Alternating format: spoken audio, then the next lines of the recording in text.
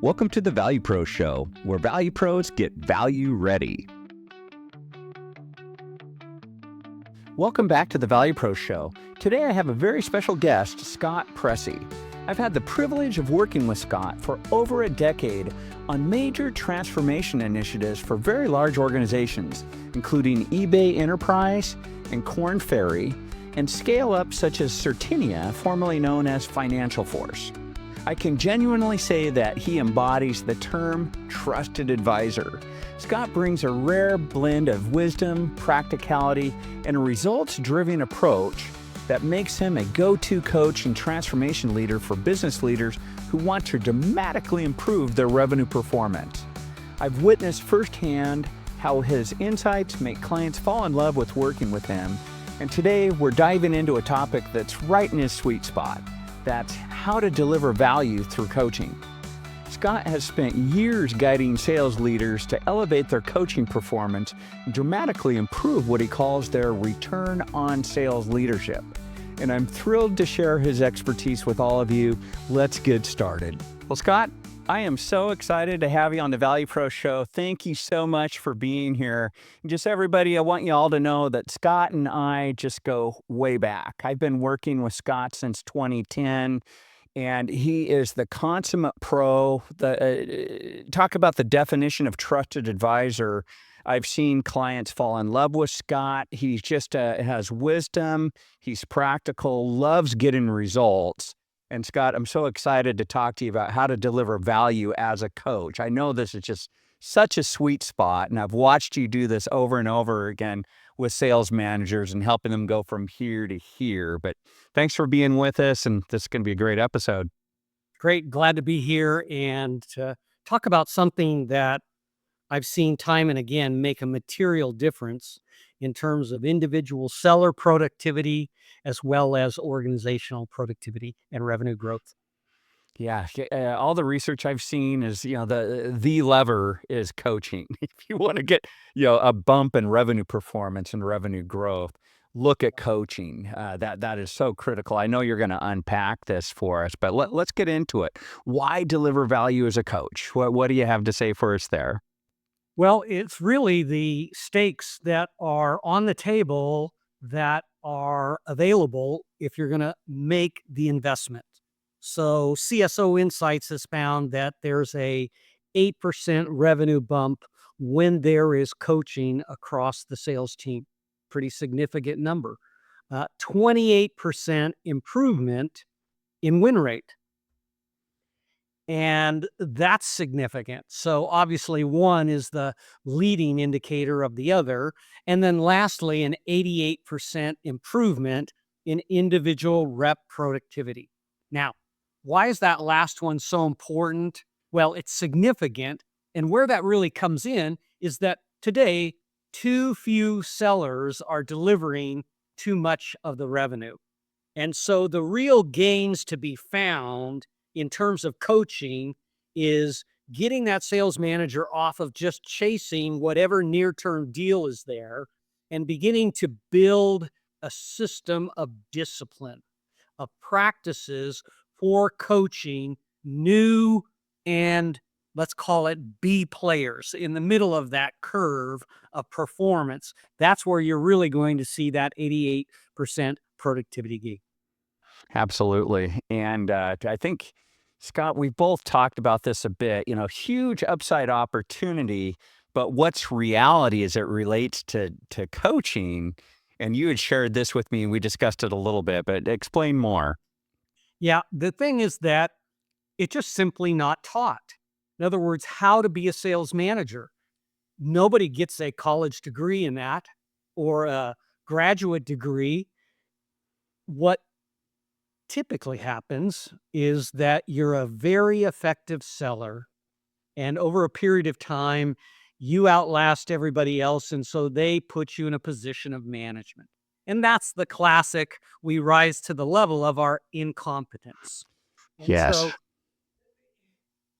if you're a great seller, in no way does that mean you're going to be a great coach and a leader of other people. And so it just simply isn't taught. And when you think about it, Just imagine a seller in the whirlwind of a sales manager in the whirlwind of everything that they have to do each day. There's territory planning, there's sales forecast, there's managing deals, there's recruiting open spaces. They have some underperformers that they're having to manage through. They're having to do training. They're focused on some big accounts. The day in the life of a sales leader is filled with lots of things. And yet, they're at the very tip of moving the needle in terms of performance, and yet they're the least prepared and the least trained. And so Absolutely. on, Yep. on a scale, I've seen it time and again, is tremendous investment is made in training salespeople, whether it be on products or on sales skills, but rarely are sales managers trained. And if they are, it's, well, let's train you in the methodology so that you can, deploy that and model it.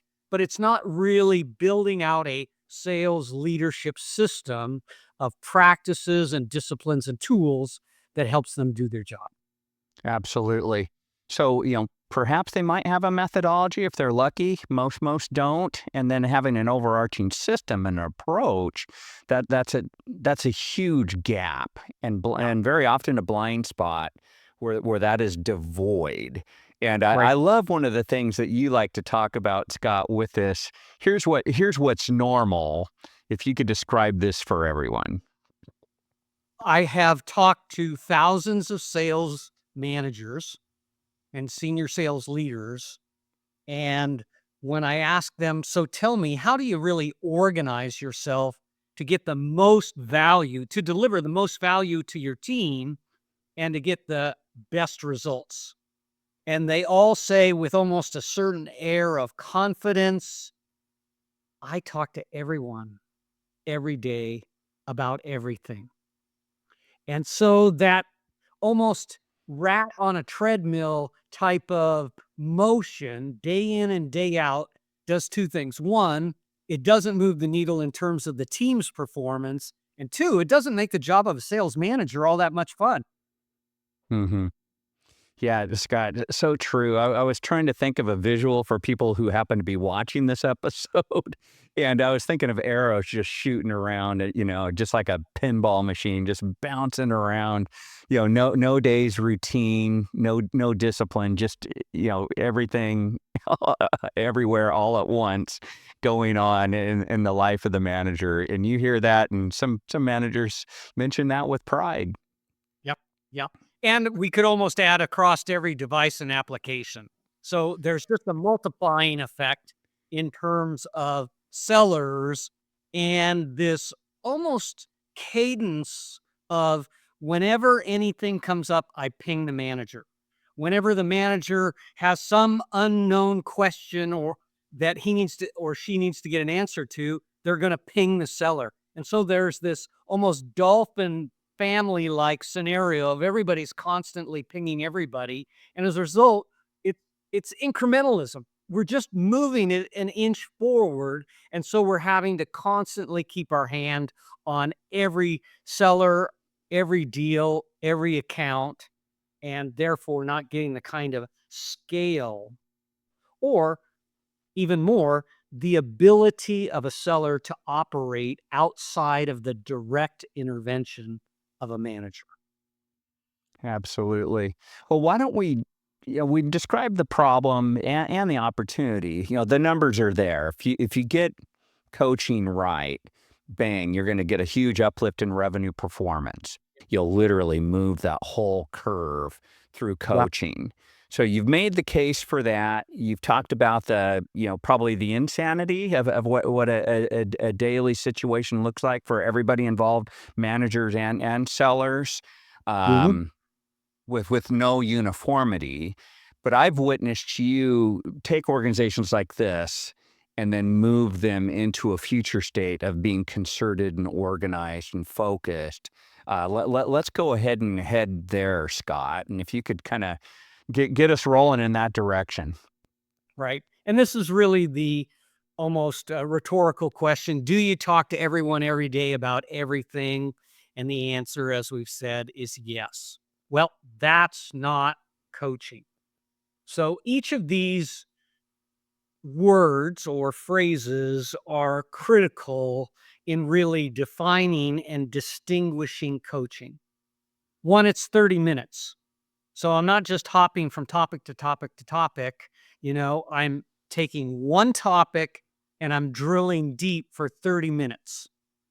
It's not random or ad hoc, but I literally have it scheduled in my calendar so that it is a recurring conversation that has a variety of topics during that 30 minutes.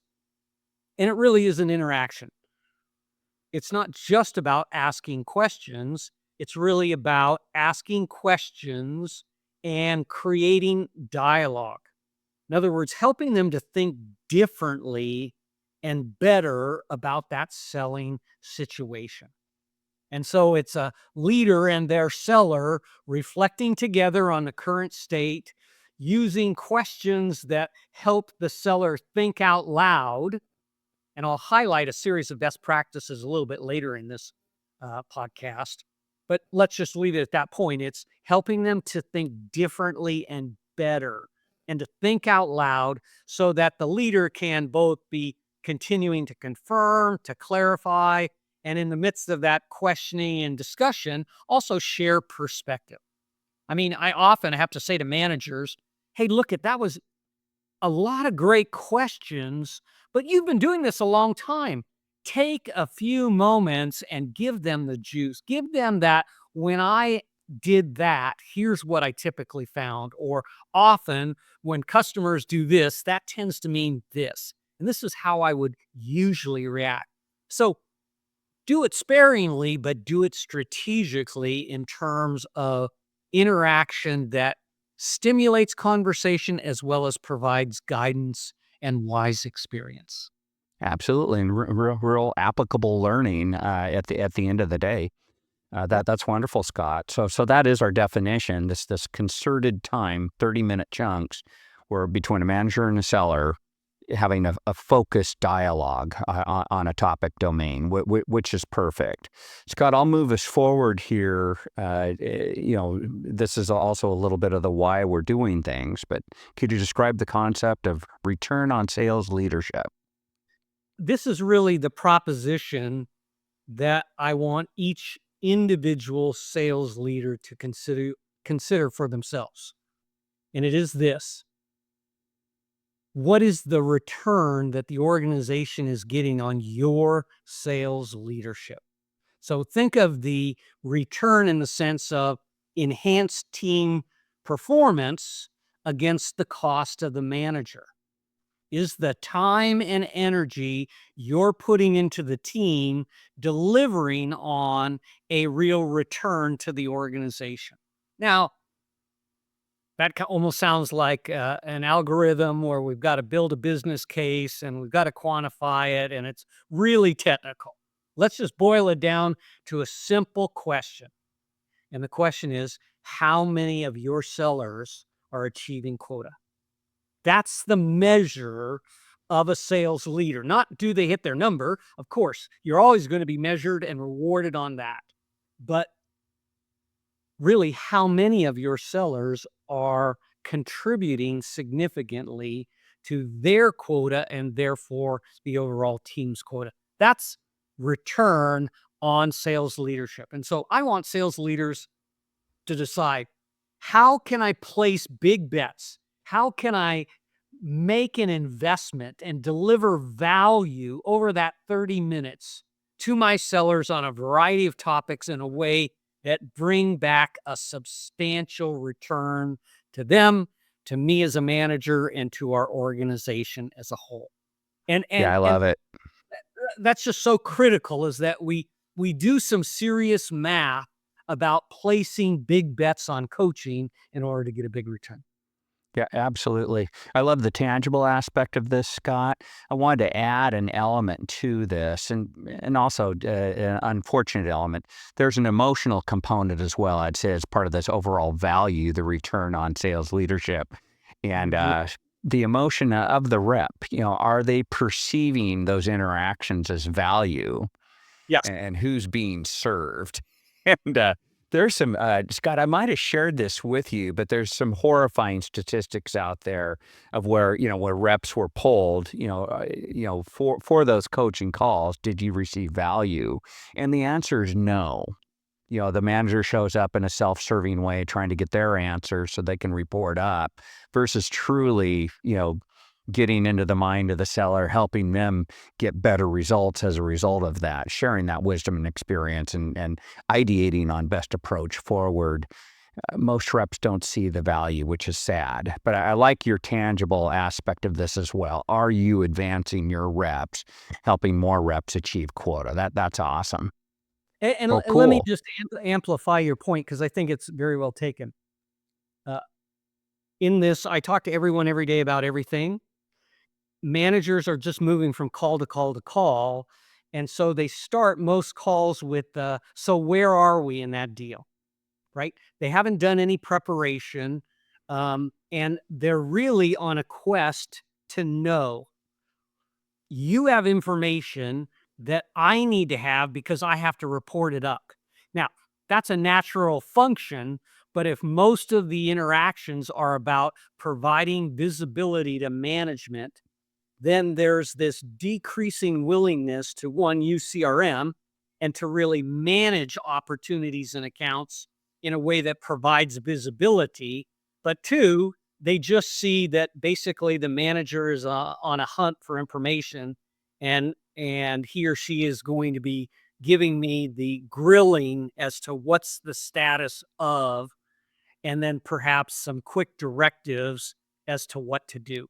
And so that is a low value exchange, and that ultimately there's a depreciating approach to those interactions in terms of emotional and just uh, the firepower to get up in the morning and make things happen every day.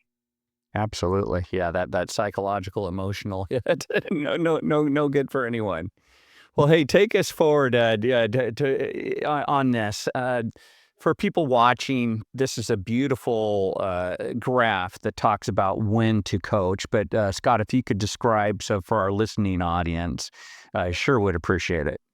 So you've got your basic XY axis, and on that vertical axis is the ability to influence from low to high.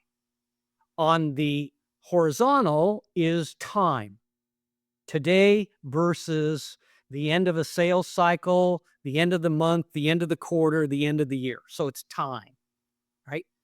And what you would see if you were on screen here was a depreciation of the ability to influence. The later it is in the sales cycle, the later it is in the month, the quarter, or the year. And so, if you're a sales leader listening to this, ask yourself, well, why would my influence go down late in the cycle, month, quarter, year? And the answer is they just don't have any time. So they can have some last second meetings, but there's very little runway in which to really change the direction of a deal or an account. And so if you're going to be happy with the results at the end of the cycle during what we call the inspection window, you got to have it. That's going to take place. No organization that has commercial goals runs without a whole lot of inspection at the end of those various cycles. But the issue is, how do you, again, invest time early in the sales cycle, early in the month, the quarter, and the year through coaching? That's the proposition. So the real question we're asking is, so when do I coach? You coach early to get the sales cycle started right. You coach early in the month to get 30 days of highly productive activity. You coach early in the quarter so that you can see some of those more complex sales cycles beginning to move through the stages. And you coach early in the year so that you have really some coverage and penetration into your accounts over time that begin to build a healthy pipeline.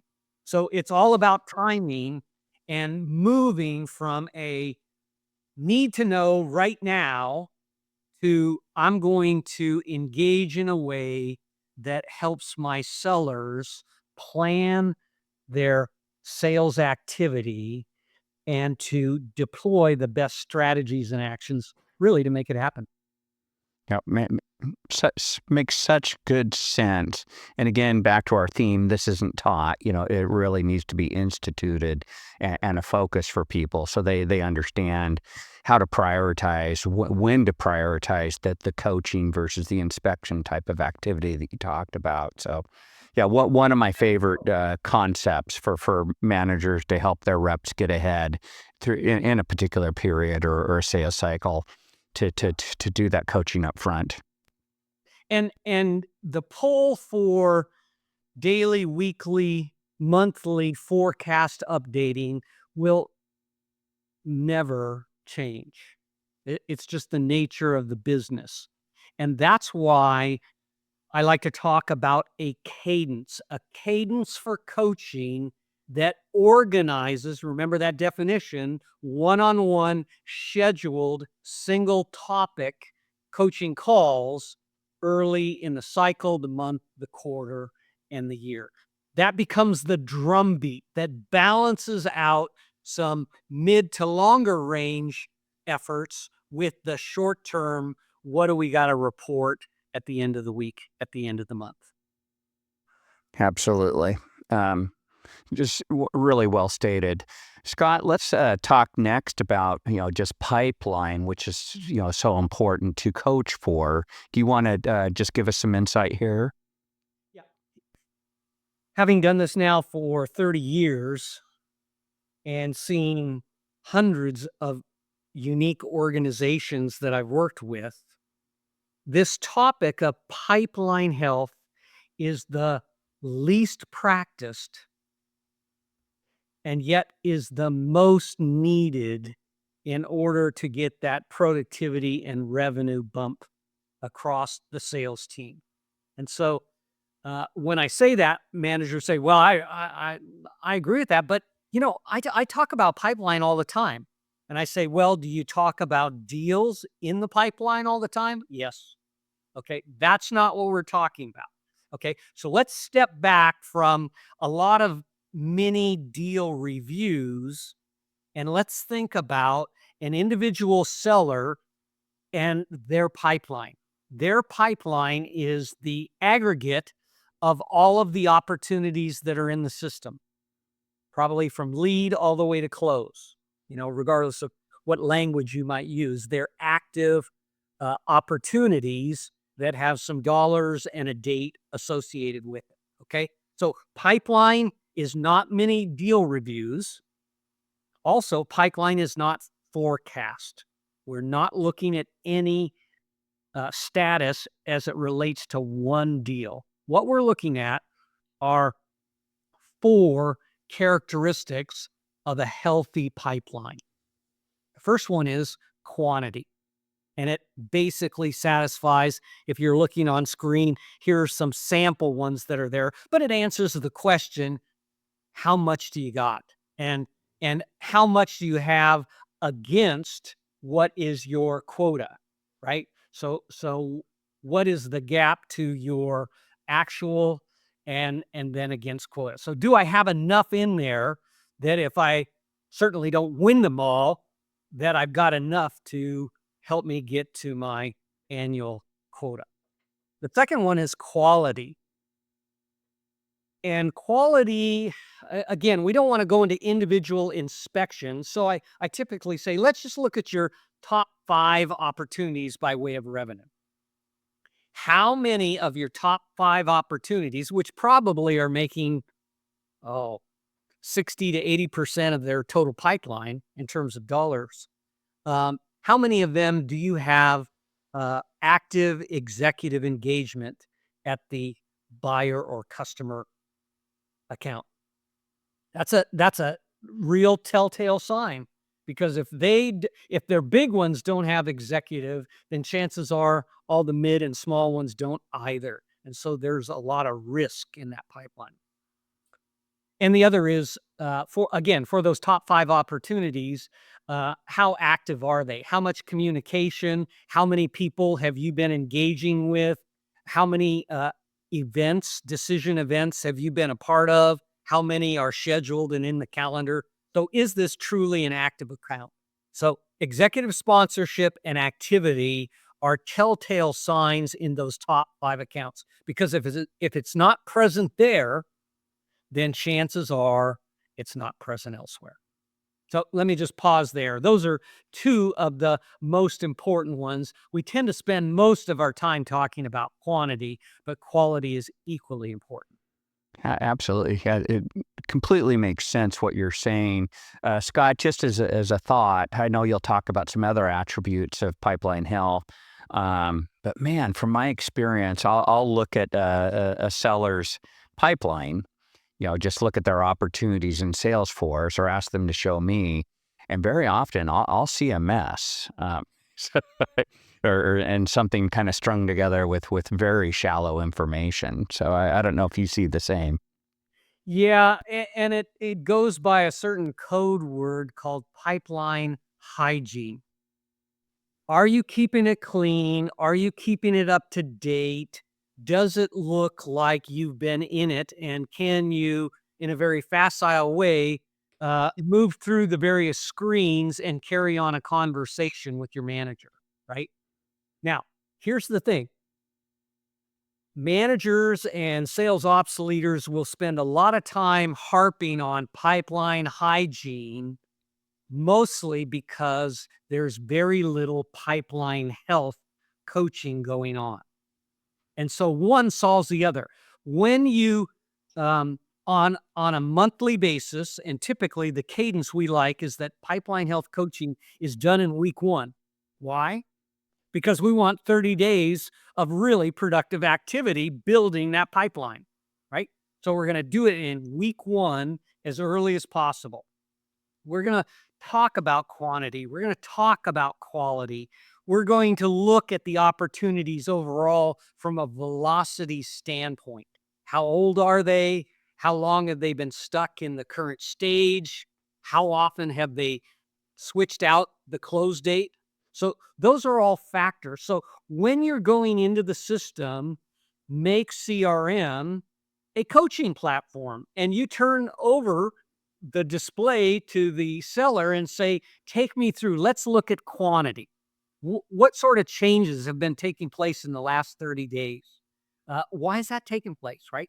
Let's talk about quality. Let's go to your top 5 opportunities. How many of them have executive engagement? So when you make pipeline health coaching a monthly discipline that adds value to the seller, and then the 4th characteristic there, quantity, quality, velocity, and balance by size, by stage, by type. When sellers are taken through and are having to interact with the system, if there isn't hygiene, they're exposed. And right in the moment say, okay, well, great. Why don't you go ahead and note that executive contact right now? And let's just do that and get that completed. So it's a way in which to help sellers better understand their business. Because here's the thing. While managers are very keen in terms of how are you doing, as a seller, and I know this myself, we go home and there are other important people in our lives that ask the same exact question. They say, so how are we doing? Do we get to pay the mortgage this month? Do we get to go on holidays for 2 weeks, or is it just a couple of days? Do we get to have braces for the kids? Right? There are people besides a sales manager who want answers from that seller as to how we're doing. And so this is really a gift that a manager gives to a seller, is to help them manage their business in the system and to look at quantity, quality, velocity, and balance, and to be able to say, how am I doing? And to explain it to the manager, but also to be able to explain it to those who love them. And then the big impact is, okay, so given your pipeline health, in the next 30 days, what are some of your critical priorities? That's what we're trying to Mhm. do with pipeline health, is give them an understanding of their business with a sense of strategies and actions over the next 30 days that's going to ensure greater pipeline health when we get back together again. Absolutely. Yeah. I'm thinking about 5 wins, win-win and win-win-win. And just so many stakeholders win when this is done right. Primarily that seller, where they get a sense of prioritization, how they're going to manage their time to have pipeline health. It's just critical. And I've witnessed this, Scott. I know you have for years and years now. But once this is applied, that this mentality, this focus, this hygiene in the Right. system, everybody wins. Yeah, because you've got a system that's working for you. It's not a waste of time. Now the seller can see and take the right actions with the right coaching, because everything's in place and it's being managed properly. Exactly. Exactly. So we're talking about a cadence, and a cadence begins week one, one-on-one with every one of your sellers around pipeline health. That gets them organized. But let's think beyond just pipeline health to a measure of what we call top X. Now, X just stands for you pick the number. It doesn't matter. But essentially, what we want is sellers picking a few accounts and a few opportunities that in the next 30 days, they're going to place some big bets on in terms of their time and activity. It's not most important or must win or about to close. This is a time strategy for sellers. So, bottoms up, they're each selecting a few accounts and a few opportunities that they're going to disproportionately invest in. Not exclusive, disproportionate invest in, right? And that rolls up to a manager who's then going to select from that total a few accounts and a few opportunities that they're going to coach to. And they're going to go into their calendar and they're going to schedule in weeks 2 and 3 some accounts and some opportunities and the specific sellers that own them to coach to that, helping them build strategies and actions for expanding that account and or generating or winning that particular opportunity. And then even up to a sales executive, really, where once again, how do we get the top sales officer engaged in deals, not late in the cycle when they need a big discount or there's been a big disaster at the client account, but rather get them engaged early to help with executive peer-to-peer selling. So now you have an entire organization, bottoms up and top down, focused on a few opportunities and a few accounts every 30 days. And what this does is a phrase I use. It's called prioritize, don't democratize. Prioritize, don't democratize. And what that practically means is, manager, don't talk to everyone every day about everything. Place some big bets, put them in your calendar. Don't give everybody an equal number of these one-on-one coachings. You pick the accounts that you really want to invest in, coaching for that seller. Pick a few opportunities that you really want to coach on. Go deep, one topic, 30 minutes, building strategies and actions for expanding accounts and winning opportunities. And so ROSL is about placing big bets, then delivering big value to the sellers in order to have a return on their overall productivity. Absolutely. Yeah, that you packed a lot in there, but I do love this topic's wave of thinking. All opportunities aren't the same. by dollar value, strategic nature of that client, et cetera. They're not all the same. So you should focus on the ones that are most important all the way up and down the line. And do that in the beginning of the period so everybody can have the right focus and You got and spend disproportionate time on those top X opportunities. I've always loved that concept. And again, when this plays out in the real world, you can really improve revenue performance because people have the right prioritization around the right opportunities. It's simple, but it requires a discipline by a sales leader to not be totally swayed by near-term forecast opportunities or reporting on individual deals, but really investing in sellers and just a few. That's why we say X. It could be one, could be two, could be three. You pick the number that makes sense, get it in your calendar, and start to see the results. Absolutely. Well, Scott, I know there was a couple other things you wanted just to kind of get across. We've got a lot for people to chew on.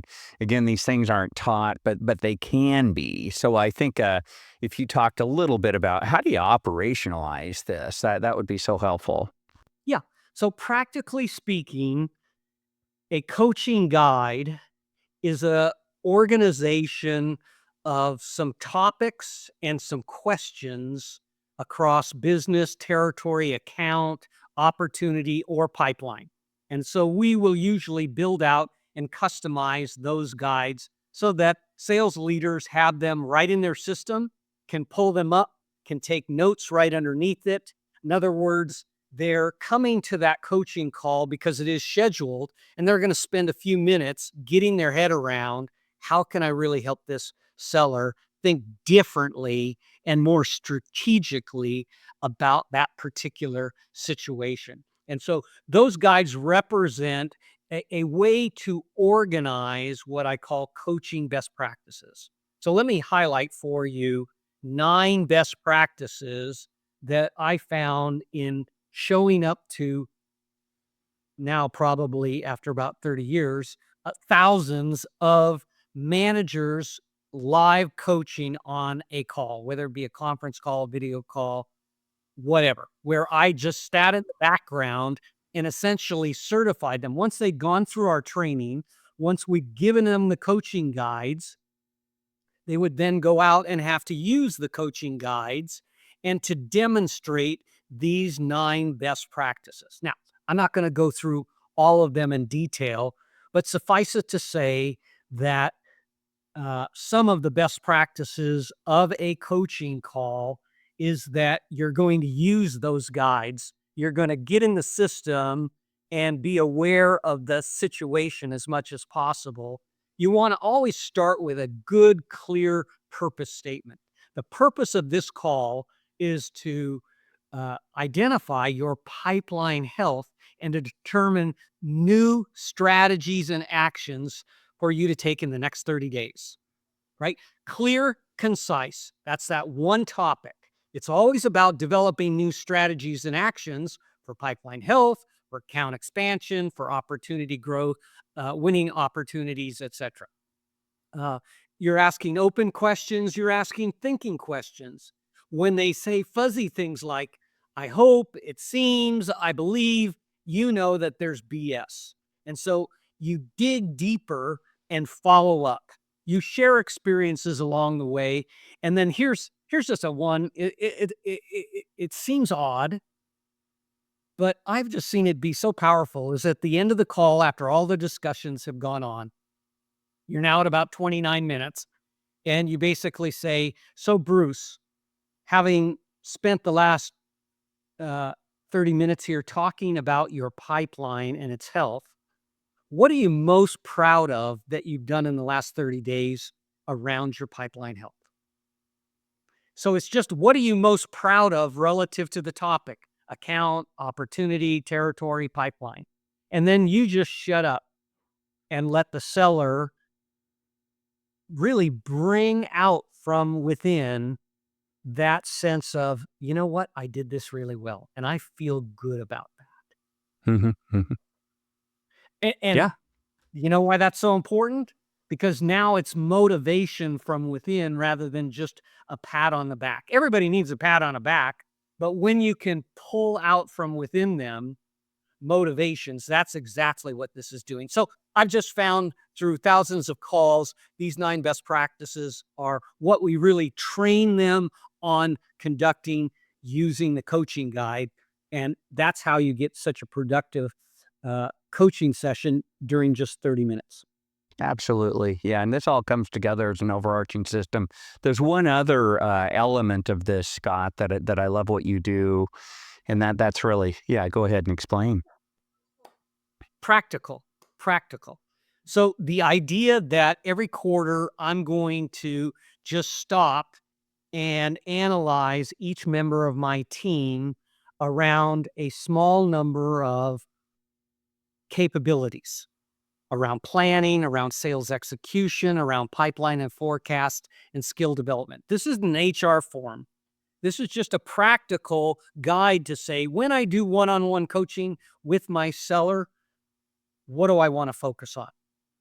Beyond the topic of account, opportunity, or territory, right? So it's just a way to sit and get organized as you pull together your calendar and cadence of one-on-one coaching for a month.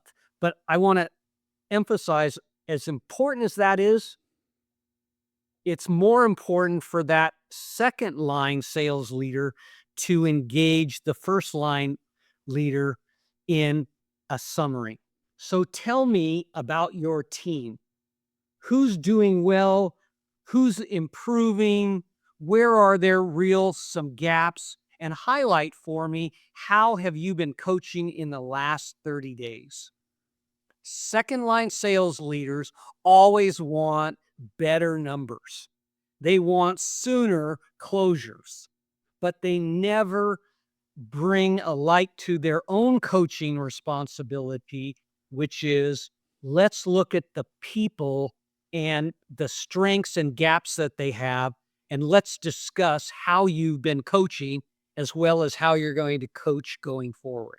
So a topic every quarter from second to first line manager is, show me your coaching plan and highlight for me, how have you been coaching in the last 30 days or in the last quarter? How are you going to be coaching over the next quarter?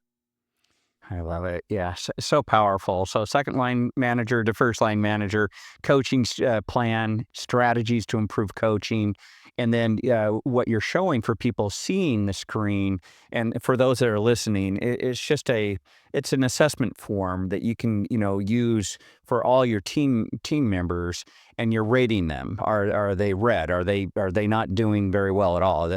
Look out.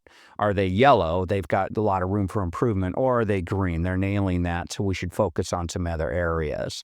So just a nice systematic way to look at your team to prioritize how you're going to spend time across them in terms of your development ambition for those team members. Then the second line manager should look at the first, saying, "Hey, do you have that in place? Do you have a development plan?" Which is powerful. Well, Scott, we've covered so much. Man, we could just go on and on this, and you've got so much experience, but we better break for now. But and just in conclusion, anything else you wanted to say before we break, and especially if you could let people know how to get in touch with you. Okay, great. Well, in conclusion, ROSL, return on sales leadership. And the simple question is, are you delivering value to your sellers? And is that enabling them to better achieve quota? That's what this whole podcast has been about. And I hope that some of the concepts and tools that we've talked about today could be really some conversation that we might have going forward. So you can reach me on LinkedIn, Scott Presse, and you can email me at spresse, SPRESSE, at newportconsultancy.com. Awesome. And then you guys, you can always find Scott through valuepros.io as well. And Scott will be so delighted to help you in putting together your sales leadership system that works, that's real, that actually improves performance and makes sure everybody is learning and growing and having a lot more fun when performance is there. and Scott's good at making that happen. So Scott, thanks so much for your time and your energy and sharing this wisdom with on the ValuePro Show. Really appreciate it. Okay, cheers. Bye. What an episode. Scott has given us a lot to think about when it comes to delivering value through coaching. He broke down so many ways to improve return on sales leadership, including understanding how impactful, effective coaching can be on sales team performance, from individual productivity improvements to overall revenue growth. I also appreciated Scott's emphasis on building a structured coaching cadence and his insights on prioritizing top X opportunities and the importance of guiding sales managers beyond just deal inspections. That was so incredibly practical and actionable. If you want to reach out to Scott, you can connect with him on LinkedIn or email him directly at spresse@newportconsultancy.com. You can also find Scott through valuepros.io. Scott's incredible ability to help sales leaders put together practical, high-performing sales systems truly makes a difference. Until next time, let's keep driving value together.